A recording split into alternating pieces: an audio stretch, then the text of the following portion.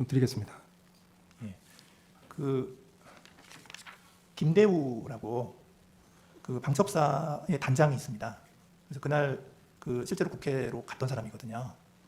근데 이제 이분은 또 뭐라고 얘기를 하냐면 그 여인영 방첩사령관이 이제 말씀하시기를 김용현 국방부 장관님으로부터 명단을 받았다면서 그 김대우 단장에게 수첩에 받아 적으라고 하였습니다.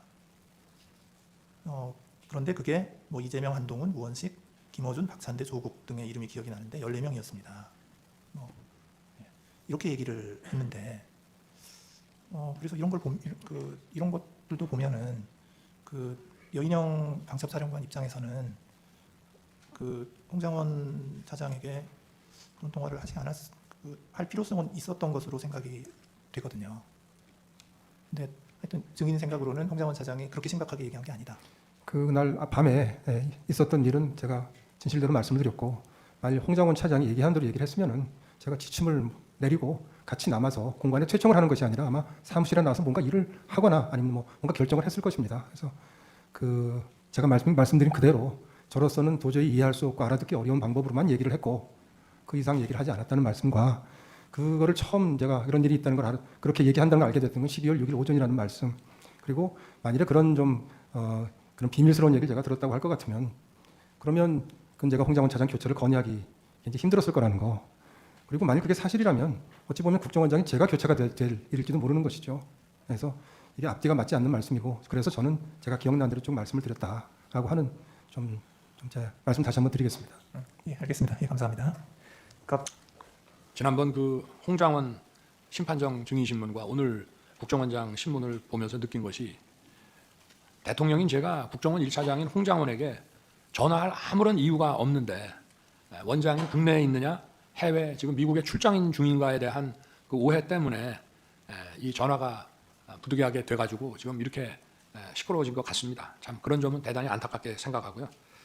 제가 몇 가지만 좀 저걸 하겠습니다. 아까도 국정원장이 그 홍장원에 대한 해임 건의를 저한테 처음 한 것이 12월 5일 경이라고 말씀을 하셨는데, 저는 이거는 12월 4일 밤이라고 분명히 기억합니다. 제가 집에서 쉬고 있는데 저한테 전화를 주셔서 첫 마디가 혹시 홍장원 1차장이 대통령님께 비화폰 전화를 드린 일이 있습니까? 라고 첫 번째 물으셨고요. 제가 아니 홍장원이가 저한테 왜 전화를 하죠? 그러고 일단 비화폰 확인하고 전화를 다시 드리겠습니다. 비화폰으로 왔기 때문에. 제가 딱 보니까 16시 00에 전화가 왔어요. 근데 제가 비화폰 소리가 거의 무음이고 약간의 진동만 있기 때문에 제가 못 받은 것 같더라고요. 그래서 제가 국정원장에게 다시 전화를 해서 아니 저 전화가 왔는데 이 친구가 나한테 대통령한테 왜 전화를 했나? 그랬더니 이제 그때 비로소 얘기를 이제 시작을 하시는데, 국정원 간부의 그 해임 건의에 관련된 얘기이기 때문에 공개된 법정에서 다 말씀을 드릴 수가 없습니다. 국정원장도 그렇고 저 역시도 마찬가지인데, 분명한 사실은 벌써 몇 달 전부터 정치적 중립 문제와 관련해서 원장의 신임을 많이 잃은 상태였던 것을 제가 알 수 있었습니다. 그래서 제가 국정원장한테 좀 한 소리 했습니다. 아니 주례 보고를 하는데 국정원 1차장이 이렇게 원장의 그 신뢰를 잃은 상황이면 이만큼 중요한 정보가 어디 있느냐, 왜 나한테 이거를 미리 보고를 안 하셨습니까? 그랬더니 관찰을 좀 하다 보니 늦었습니다 라고 하면서 여러 가지 말씀을 하셨고요. 저는 즉시 원장님이 쓰는 사람인데 원장님이 그렇게 신뢰를 못하겠다 하면 인사조치 하십시오. 그리고 후임자는 누가 좋은지 생각해서 알려주십시오. 그래서 아마 후임자 얘기가 그 다음날 있었을 것을 원장님께서 아마 이 두 가지를 섞어서 좀 생각하시는 게 아닌가 싶고요. 저는 기억이 분명합니다. 그리고 제가 원장님으로부터 그 해임 사유를 들어보니 홍장원 1차장 본인도 자기가 이미 국정원장한테 많이 눈 밖에 나가 있고 신뢰를 잃었구나 하는 사실을 본인이 알 수 있었을 상황입니다.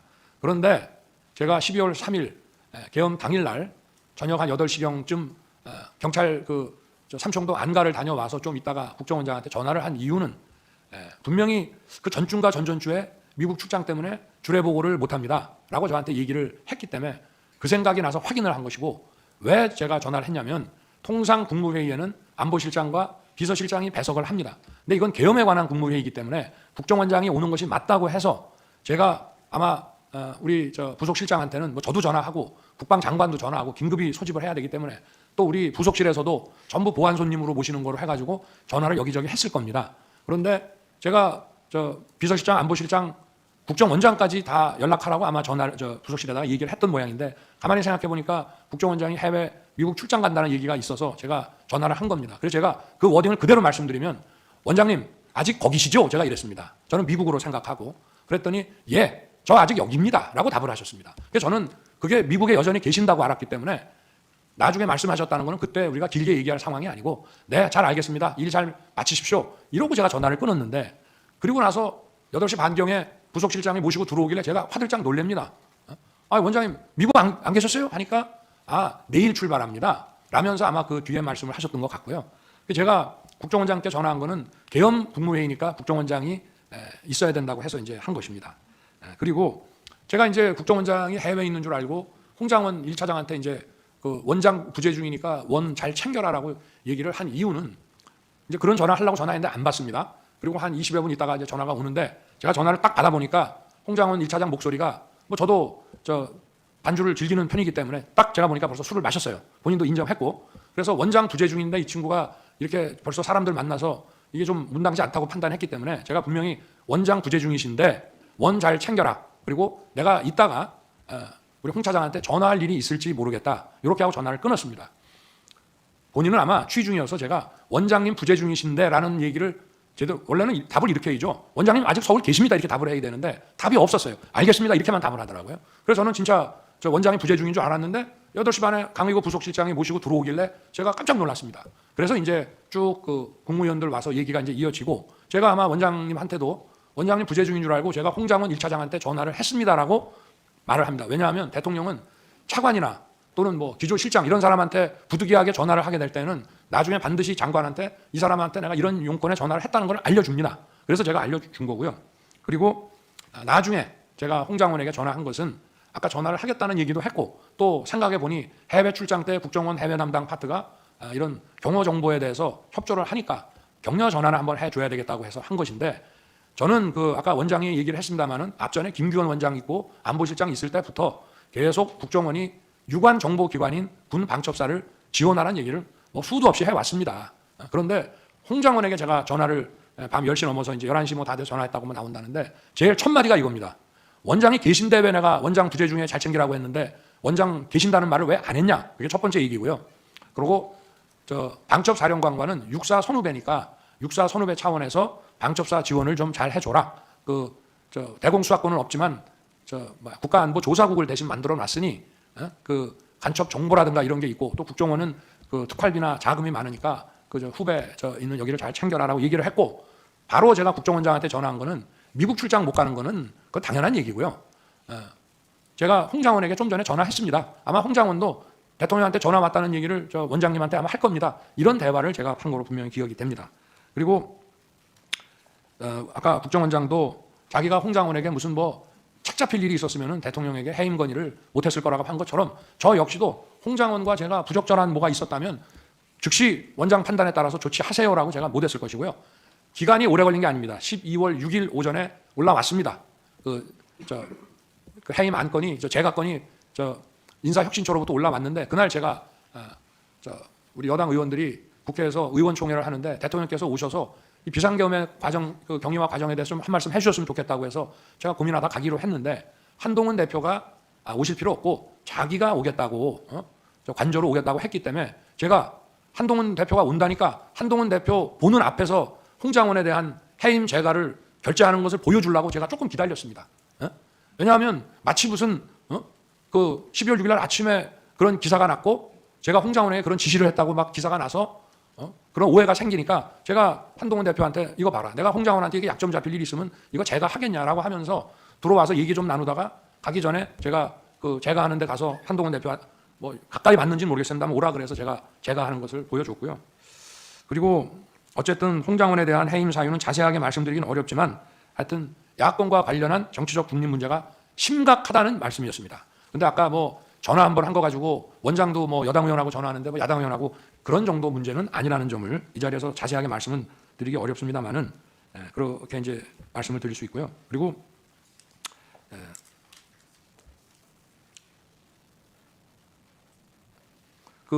저도 한번 엊그제 지금 안보실장이죠. 신원식 전 국방장관 그 증언 때문에 한번 곰곰이 생각을 해봤습니다. 그때 저녁을 총선 전에 먹은 기억은 저도 납니다. 그런데 그 자리는 국정원장과 방첩사령관은 계급은 중장이지만 중요한 국가정보기관 중에 하나고요. 과거에는 대통령이 주 1회나 2주에 한 번씩 방첩사령관, 옛날 보안사령관으로부터 직접 보고도 받았습니다. 근데 우리 정부에서는 특별한 일이 있을 때만 방첩사령관의 직보를 받고 정례 보고는 없앴습니다. 그래서 국정원장과 방첩사령관, 그다음에 방첩사령관의 상사인 방첩사령관은 국방장관 직할입니다.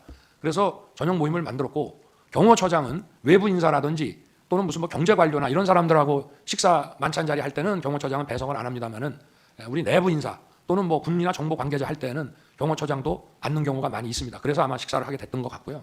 그래서 제가 뭐 무슨 비상계엄 얘기를 했다 하는데 제 기억에는 그날 아마 이종섭 전 국방장관을 호주의 호위함 수주를 위해서 호주 대사로 보내고 아그레만까지 받았는데 무슨 원종섭이니 하면서 정말 본인도 아주 뭐 인격 그 모욕을 당하고 사직까지 했고 결국은 어떤 고위직의 저 활동이 부족해가지고 호주 호위함 수주를 못 받았습니다. 그리고 그거는 사실 굉장히 중요한 우리한테는 한호 해군 협력상 굉장히 중요한 거였는데 지금 그럴 만한 상황에 처해져서 아마 그 얘기를 하다가 제가 좀 화가 많이 났던 것 같고 왜 군인들은 국회에 불려가서 일어서 앉아 하면은 그렇게 바보 같은 짓 하면서 자기들 주장도 똑바로 얘기를 못 하느냐 막 이런 얘기가 좀 나오다가 벌어진 상황이라는 그런 기억이 지금 나서 말씀을 드리고요. 그리고 제가 어제는 충분히 얘기를 못했지만 신원식 장관한테도 종종 그런 얘기를 합니다. 예를 들면 북에서 무슨 도발을 하더라도 그거를 정확하게 응징하고 손 조치하는 거는 좋지만 그것이 더 확전되지는 않게 하라는 얘기를 늘 하기 때문에 아마 그 이후에도 그런 얘기를 제가 여러 차례 한 기억이 분명히 있습니다. 그리고 어찌됐든 뭐 국무회의 가지고 많은 뭐 좀 논란이 있었지만 국무위원들이 당시에 대통령실에 온 거, 제가 전화한 거, 또 국방부 장관도 전화하고 또 먼저 온 사람이 전화하기도 하고 또 대통령 부속실장이 전화하기도 하고 이렇게 해서 가능한 한 연락되는 분들을 좀 빨리 하는데 그래도 계엄과 관련해서는 주무부서인 국방부, 외교부, 또 행안부, 또 무슨 법무부 이런 데에는 또 무슨 행사가 있다고 하니까 집에 들어가지 말고 끝나고 바로 오라는 취지에서 좀 다른 위원들보다 일찍 도착을 한 것이지 이 사람들하고만 얘기를 마치고 나서 만약에 정식 국무회의도 안 하고 할 것 같으면 안보실장하고 비서실장은 왜 오며 국정원장은 거기에 왜 왔겠습니까? 그거는 바로 그 국무회의라는 것이 필요하다는 것을 저도 명확히 알고 있었기 때문에 이제 그렇게 된 것입니다. 그래서 하여튼 여러 가지 일들을 막 조합을 해가지고 이렇게 의혹을 제기하면서 어떻게 보면은 완전히 무슨 어디 뒷다리 잡는 그런 얘기들을 소추인 측에서 많이 하시는데 그런 이제 상황을 분명히 말씀드리고요. 아까 그 질문 과정 중에 보면은 홍장훈 1차장이 뭐 저하고 여러 차례 술도 먹고 뭐 그거는 여기 국정원장도 와 계시지만 있을 수 없는 일입니다. 제가 행정부처의 어느 차관급 공무원을 데리고 대통령이 그렇게 할 수도 없고요. 제가 전역하면서 반주한 적이 딱 한 번 있었는데 원장이 홍장훈 1차장을 데리고 해외 관련 업무, 아마 제 순방과 관련된 업무가 아니었나 아니면은 어디 무슨 대사관 개설 문제 아니었나 싶은데 보고가 늦어지고 보고가 계속 밀리고 국정원 보고가 제일 뒤로 가게 되면은 저녁 타임을 놓치기 때문에 저녁 식사 차려놓은 게 있으니까 아마 같이 저녁을 하고 시간이 늦어서 뭐 술도 한 잔 곁들였을 수는 있습니다만은 저는 기억력 아주 정확한 사람입니다. 딱 한 번 식사한 적이 있습니다. 그런데 뭐 여러 차례 밖에다가는 그거 한 번 하고 홍장원 차장이 대통령하고 뭐 자주 술도 먹고 대통령하고 아주 가깝다, 대통령 부인하고도 가깝다 이런 얘기를 막 하고 다녔다는 그런 얘기들이 많이 흘러다니고 있는데 그거는 전혀 공직의 위계상 있을 수 없는 일입니다. 일단은 뭐 오늘 나온 얘기와 관련해서 뭐 드릴 말씀도 많이 있습니다만은 이 정도 하겠습니다. 감사합니다. 기회 주셔서.